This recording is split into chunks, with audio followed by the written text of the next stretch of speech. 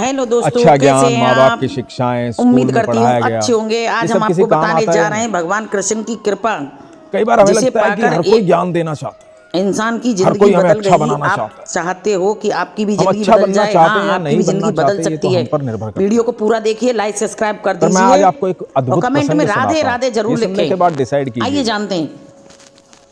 कि शिक्षा किसकी लेनी है और किसकी नहीं लेनी है, क्या संस्कार काम आते हैं या नहीं आते। हरे कृष्ण दोस्तों, मैं हूं अनुज शर्मा। तो हुआ यूं, एक गांव था, उसमें एक मंदिर था।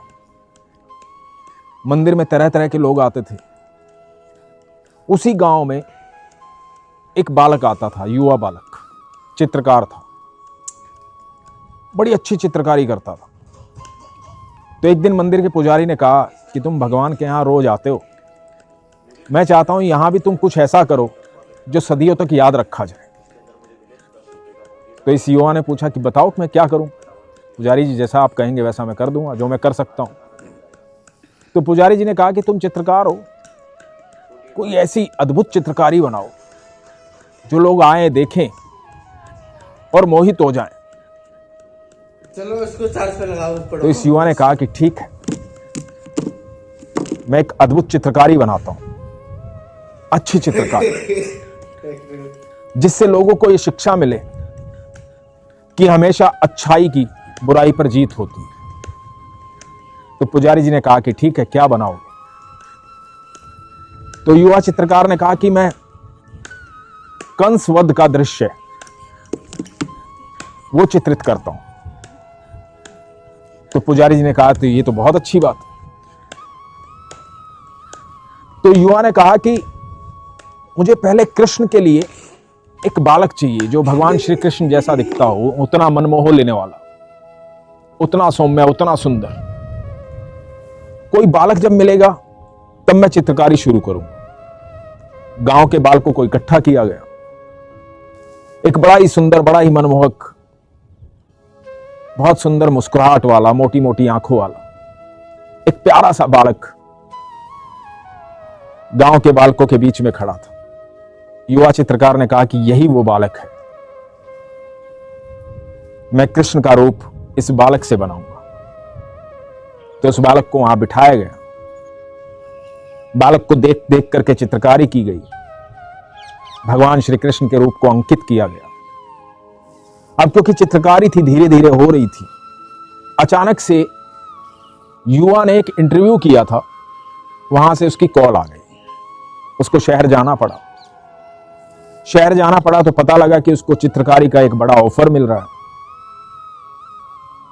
तो वहां काम में व्यस्त हो गया, काम और बढ़ने लगा। धीरे धीरे वो बड़ा फेमस चित्रकार हो गया। देश में, दुनिया में, हर जगह उसकी चित्रकारी की प्रशंसा होने लगी। बहुत बड़ा आर्टिस्ट बन गया। कई साल बीत गए। इधर गांव में, मंदिर में वो चित्रकारी जो थी कंसवध की, वो अधूरी थी, वो पूरी हो ही नहीं पाई थी। सिर्फ चित्रकार ने भगवान श्री कृष्ण बनाए थे, कंस बनाने बाकी रह गए थे। समय बीतने लगा। इधर चित्रकार काफी फेमस हो गए।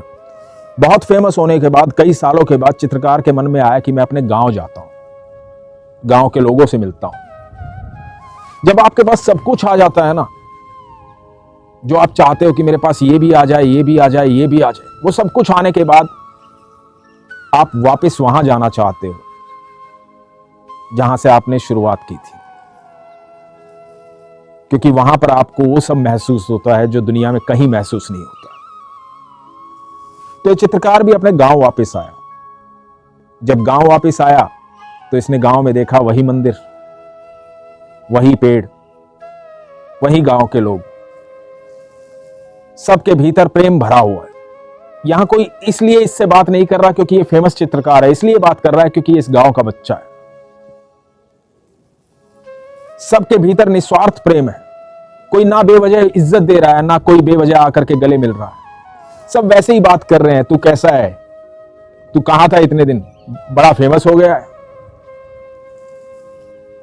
ये सारी बातें इसे अच्छी लग रही है क्योंकि बहुत दिनों से उन लोगों के बीच में था जो बेवजह प्रशंसा करते थे।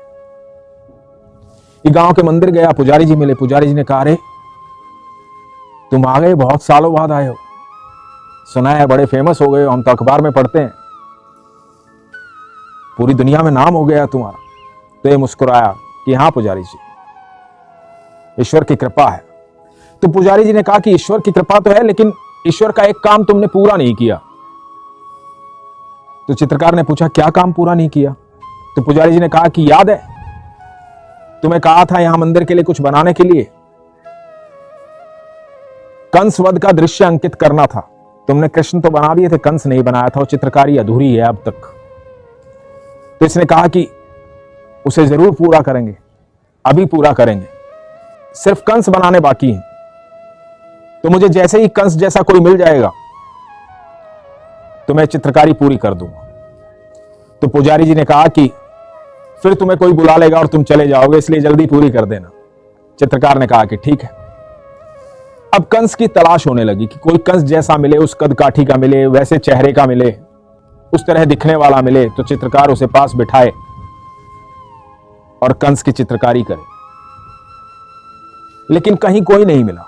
पुजारी जी को कहा कि पुजारी जी, यहां तो उस स्वभाव का कोई भी व्यक्ति नहीं है हमारे गांव में। तो पुजारी जी ने कहा कि ठीक है, एक काम करते हैं, हम जेल में चलते हैं, जेलर साहब से मेरी अच्छी दोस्ती है, जेलर साहब से पूछते हैं, वहां तो कोई ना कोई मिल ही जाएगा उसी स्वभाव का। तो चित्रकार ने कहा कि ठीक है। पुजारी जी के साथ जेल गए, जेलर साहब से मिले।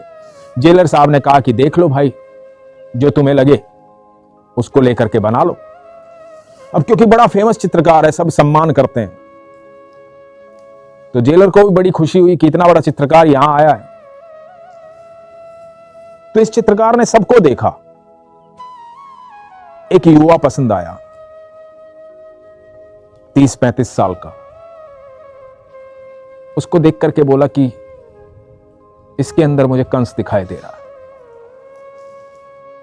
तो आप इन्हें परमिशन दीजिए, मैं इनको लेकर के वो चित्रकारी कंप्लीट करूंगा। तो जेलर साहब ने आज्ञा दे दी। अब चित्रकार ने उस व्यक्ति को बिठाया, यहां कंस को अंकित किया, और कंस वध का वो दृश्य अद्भुत नजारा लिए हुए तैयार हो गए। सारे गांव वाले देख रहे थे, बहुत ही सुंदर चित्रकारी थी, देख करके मन मोह रही थी।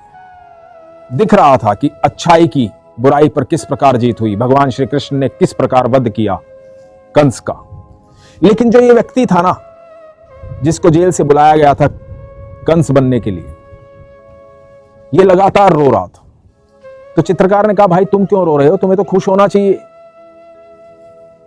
तुम्हारी वजह से ये चित्रकारी पूरी हो पाई है, सदियों तक याद रखी जाएगी, सब लोग देखेंगे, तुम्हें तो खुश होना चाहिए कि तुम्हें एक ऐसा अच्छा काम करने का मौका मिला है। इस व्यक्ति ने कहा कि नहीं, मैं इसलिए नहीं रो रहा हूं, मैं किसी और वजह से रो रहा हूं। चित्रकार ने कहा, क्या वजह है? इस व्यक्ति ने कहा कि मैं इसलिए रो रहा हूं क्योंकि इस तस्वीर में जो कृष्ण बना है वो भी मैं ही हूं, और आज कंस भी मैं ही हूं। मैं कृष्ण से कंस बन गया मेरे कर्मों के कारण, मैं इसलिए रो रहा हूं। दोस्तों, यही काम करते हैं संस्कार और शिक्षाएं, यही काम करता है वो ज्ञान जो हमें परिवार से मिलता है, जो अध्यापकों से मिलता है, जो समाज से मिलता है, जिसे हम लेना चाहते हैं या नहीं लेना चाहते, इसका निर्णय सिर्फ हम करते हैं। हम किस रास्ते पर चलना चाहते हैं या नहीं चलना चाहते, इसका निर्णय भी हम करते हैं। दोस्तों, जीवन में कभी ऐसा पल नहीं आना चाहिए कि आपको इस बात के लिए रोना पड़े कि आप ही कृष्ण थे और आप ही कंस बन गए।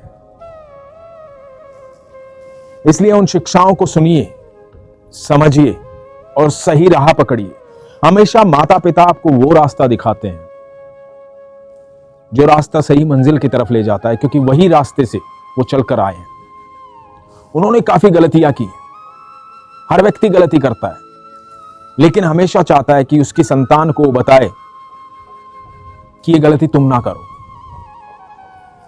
बताए कि सही रास्ता ये है, इस पर चलकर जाओगे तो कोई गलती होगी नहीं, आराम से पहुंच जाओगे। हमेशा हर अध्यापक चाहता है कि उसका शिष्य जीवन में इतना नाम करे, इतनी तरक्की करे कि उसे जब पता लगे तो उसे खुशी हो कि मैंने इसे पढ़ाया है, मैंने शिक्षा दी है। हर माता पिता चाहते हैं कि उनके बच्चों के नाम से उन्हें जाना जाए, ना कि इस वजह से कि ये उसका बेटा है, ये उसकी बेटी है। तो दोस्तों, माता पिता की बात ध्यान से सुनें, अपने कर्मों को बड़ा सोच समझ के करें, अपने संस्कारों में रहें, ईश्वर पर विश्वास रखें, प्रेम से रहें। यदि आपको भी लगता है कि किसी को कंस बनने से बचाया जा सकता है तो जरूर कोशिश करें, क्योंकि हर जगह कृष्ण है और कृष्ण ही रहने चाहिए। इसलिए हमेशा कहता हूं, अपने विश्वास को मजबूत रखिए, अपना ख्याल रखिए। हरे कृष्ण।